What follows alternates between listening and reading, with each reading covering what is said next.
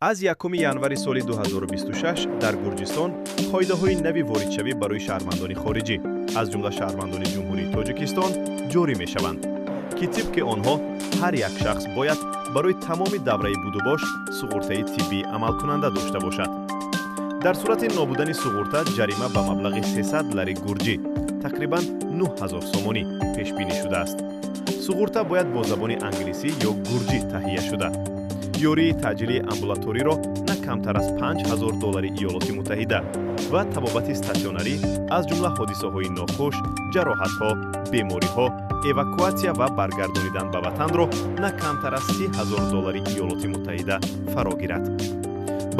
аз ин рӯ ба муҳоҷирони меҳнататии тоҷик тавсия дода мешавад, ки пеш аз сафар суғуртаи тиббиро пешакӣ ба расмият дароранд, то аз ҷарима, мушкилоти ҳуқуқӣ ва хароҷоти нолозими табобатӣ эмин монанд.